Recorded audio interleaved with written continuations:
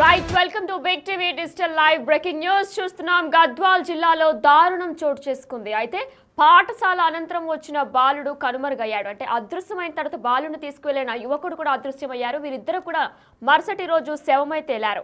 అయితే డీటెయిల్స్ లోకి వెళ్తే కేటితోటి మండలం కొండాపురంలో బాలుడు హత్య చోటు చేసుకున్నట్లు కూడా తెలుస్తుంది. అయితే బాలుడిని చంపి ఆత్మహత్య చేసుకున్నాడు నిందితుడు కూడా. తన అన్న మృతికి కారణమనే అనుమానంతోనే ఈ ఘాతుకానికి పాల్పడినట్లు కూడా తెలుస్తుంది. కొండాపురానికి చెందిన మాచప్పకు ఇద్దరు కుమారులున్నారు, రాజు, గోవిందు. ఇటీవల మృతి చెందిన పెద్ద కొడుకు రాజు తన చిన్నాన్న నరసింహులు కుటుంబం చేతబడి చేసి అన్న మృతికి కారణమైందని గోవిందుకు అనుమానం వచ్చింది. ఆ కారణంతోనే చిన్నాన్న కుటుంబంపై కక్ష పెంచుకున్నాడు గోవిందు. ఎట్టి పరిస్థితుల్లోనూ వదిలేదే లేదని ఊళ్ళో కూడా ఛాలెంజ్ చేశాడు గోవిందు. ప్లాన్ ప్రకారం చిన్నాన్న కొడుకు పవన్ కుమార్ను కిడ్నాప్ చేసి పాఠశాల అనంతరం వచ్చిన పవన్ కుమార్ను కిడ్నాప్ చేసి పవన్ను బైక్పై కర్ణాటక వైపు తీసుకెళ్లాడు గోవిందు.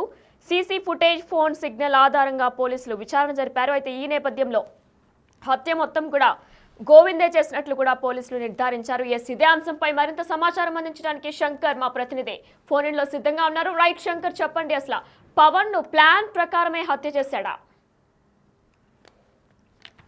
జోగులాంబ గద్వాల జిల్లాలో దారుణం చోటు చేసుకుందనే చెప్పవచ్చు. మూఢనమ్మకాల నేపథ్యంతో రెండు కుటుంబాల్లో విషాద ఛాయలు చోటు చేసుకున్న ఘటన ఆ జిల్లాకు సంబంధించినటువంటి కేటిదొడ్డి మండలంలో వెలుగు చూస్తుంది. ముఖ్యంగా కేటిదొడ్డి మండలానికి సంబంధించి ఏదైతే ఆ గ్రామానికి సంబంధించినటువంటి కొండాపూర్ గ్రామంలో కూడా వడ్డే మచ్చప్ప, వడ్డా నరసింహులు ఇద్దరు కూడా సొంత అన్నదమ్ములుగా ఉండేవారు. వీరిద్దరు కూడా ఇద్దరిద్దరు సంతానం. అంటే వడ్డే మచ్చప్పకు గోవిందుడు, అదే విధంగా రాజు ఇద్దరు సంతానం కాగా, అదే విధంగా నరసింహులకు ఒక పాప, పవన్ అనే కుమారుడు కూడా ఉన్నాడు. ఈ క్రమంలోనే గత కొద్ది రోజుల క్రితం ఏదైతే వడ్డే మచ్చప్పకు సంబంధించినటువంటి కుమారుడు రాజు 28 సంవత్సరాలు, ఆయన గత కొద్ది రోజుల ముందర కూడా అనారోగ్య బారిన పడి చనిపోవడం జరిగింది. ఈ క్రమంలోనే పూర్తి స్థాయిలో నిన్న ఏదైతే తెల్లవారుజామున లేనటువంటి పవన్, ఏదైతే నరసింహుల కోసం కొడుకైనటువంటి పవన్ లోకల్ గా ఉన్నటువంటి ప్రభుత్వ పాఠశాలలో కూడా 7వ తరగతి చదువుతున్నాడు. ఈ క్రమంలోనే ఆ పిల్లవాడు అక్కడి నుంచి స్కూల్ కు వెళ్ళాడు. స్కూల్ కు వెళ్లి తిరిగి రాకపోవడంతో ఈ యొక్క నరసింహుల కుటుంబానికి చెందిన వారంతా కూడా పోలీస్ స్టేషన్ లో కంప్లైంట్ చేయడం జరిగింది. ఈ క్రమంలోనే పోలీసులు పూర్తి స్థాయిలో వెతుకులాట ప్రారంభించారు. దీంతో చాలా మంది ఏదైతే మచ్చప్ప కుమారుడైనటువంటి గోవింద్ వెంబడి పవన్ వెళ్ళినట్టుగా కూడా చెప్పడంతో ఒకసారిగా అతని కదలికలపై దృష్టి సారించారు. ఇదంతా కూడా ఓవరాల్ గా సాయంత్రం వరకు జరిగిన ప్రాంతంలో కూడా ఇప్పటికీ వారికి ఆచూకీ కానరాకపోవడంతో కూడా పోలీసులు వారికి సంబంధించినటువంటి సిగ్నల్స్ బేస్డ్ గా కూడా దాన్ని గుర్తించారు. దీంతో సిగ్నల్స్ కర్ణాటక ప్రాంతంలోని రాయచూరు యాపల్ దిన్నే సమీపంలో ఈ యొక్క గోవింద్ కు సంబంధించినటువంటి సిగ్నల్స్ ట్రేస్ కావడంతో అక్కడ రైతులకు సంబంధించినటువంటి యాపల్ దిన్ పోలీసులతో కూడా అక్కడ వెతుకులాటను ప్రారంభించారు. ఇదే క్రమంలో అక్కడ స్థానికంగా సోలార్ కు సంబంధించినటువంటి ఒక ఫ్యాక్టరీ దగ్గర గోవింద్ కు సంబంధించినటువంటి బండి ఉండడం, అక్కడ చివరిగా అతనికి సంబంధించినటువంటి సిగ్నల్ పక్కనే ఉన్నటువంటి ఒక పాడుబడ్డ బావిలో నుంచి రావడంతో అనుమానంతో పోలీసులు కూడా అక్కడ బావిలో పూర్తిగా వెతుకులాట ప్రారంభించారు. ఇదే క్రమంలో గోవిందరాజు మృతదేహం అక్కడ లభ్యం కావడంతో పవన్ కూడా ఇదే బావిలో ఉండొచ్చు అనే క్రమంలో కూడా పోలీసులు పూర్తి స్థాయిలో వెతుకులాట ప్రారంభించడంతో పవన్ మృతదేహం కూడా లభ్యమైంది. దీంతో పోలీసులు దీని మీద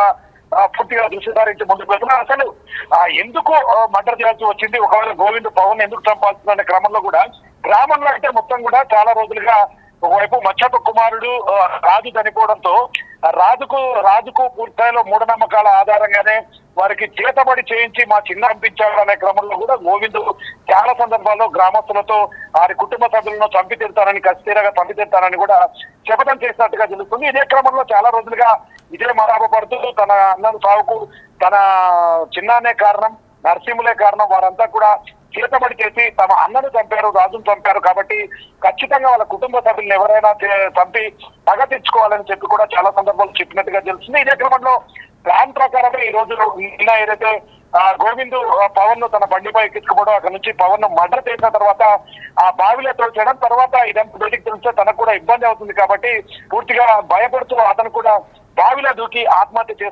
చేసుకున్నట్లుగా కూడా తెలుస్తుంది. ఏదేమైనప్పటికీ ఇప్పుడున్నటువంటి ప్రస్తుత సిచ్యువేషన్ లో సమాజంలో మూఢనమ్మకాలకు దూరంగా ఉండాలి, మూఢనమ్మకాల ద్వారా చాలా అనర్థాలు జరుగుతాయి అని ఆలోచిస్తున్న ఇట్లాంటి టైంలో మూఢనమ్మకాల వల్ల తన అన్న చనిపోయాడని చెప్పి బలంగా నమ్మడం, అది కూడా ఒక యువకుడు, అంటే పూర్తిగా మెచ్యూర్డ్ లేనటువంటి ఒక యువకుడు ఈ విధంగా కక్ష సాధింపు చర్యల కోసం తన కుటుంబ సభ్యున్నే మొత్తంగా చంపడం అనేది ఒక్కసారిగా ఇది హాట్ టాపిక్ గా మారినటువంటి పరిస్థితి. ఇప్పటికీ కర్నూలు ఏదైతే కర్ణాటకకు సంబంధించినటువంటి యాపల్దిన్నే పోలీస్ స్టేషన్ లో కూడా దీనికి సంబంధించినటువంటి కేసు రిజిస్టర్ అయి ఉంది.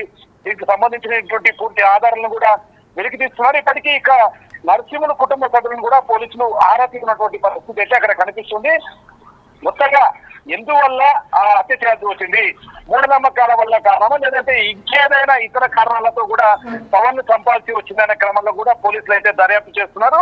ముఖ్యంగా ఒక్కసారిగా ఈ ఘటనతో ఒక్కసారిగా ఆ గ్రామంలో ఏదైతే కొండాపూర్ గ్రామంలో విషాద ఛాయలు చోటు చేసుకోవాలని చెప్పవచ్చు. ఎందుకంటే భయానకమైనటువంటి వాతావరణంలో కూడా ఇవన్నీ కనిపిస్తున్నాయి. ఒక్కసారిగా ఏదైతే చేతబడి క్రమంలో తమ కొడుకును చంపాడని ఒకవైపు నరసింహుల కుటుంబం బోర్న వినిపిస్తున్న క్రమంలో మరోవైపు మచ్చప్ప కుటుంబ సభ్యులు తమకేం తెలియదని మరోవైపు చెప్పినప్పటికీ మొత్తంగా ఇదంతా ఓవరాల్ గా చూసుకుంటే మాత్రం ఇదంతా చాలా క్లియర్ కట్ గా పథకం ప్రకారం చేసి ఉంటారని చెప్పి కూడా పోలీసులు అనుమానం వ్యక్తం చేస్తున్నటువంటి పరిస్థితి అయితే కనిపిస్తుంది.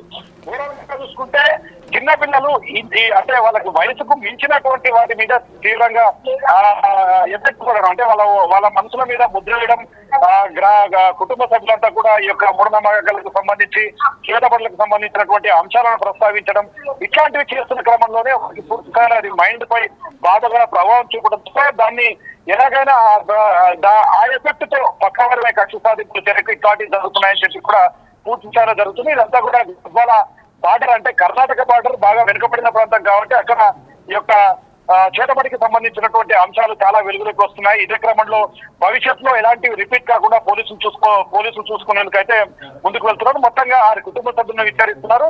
2 డెడ్ బాడీలను కూడా ఎవరైతే పవన్ అదే విధంగా గోవింద్ కు సంబంధించినటువంటి డెడ్ బాడీలను రెండింటిని కూడా గద్వాల ప్రభుత్వ ఆసుపత్రికి తరలించారు. అక్కడ పోస్ట్ మార్టం నిమిత్తం అసలు ఏం జరిగి ఉంటుంది, అంటే పవన్ ని ఏ విధంగా హత్య చేసి ఉంటాడు, పవన్ చంపిన తర్వాత తను సూసైడ్ చేసుకున్నాడా లేదంటే ఏదైనా విషం తాగి బావిలోకి దుంకే క్రమంలో కూడా పూర్తిగా వివరాలు అయితే తెలియాల్సిన పరిస్థితి అయితే ఇక్కడ కనిపిస్తుంది.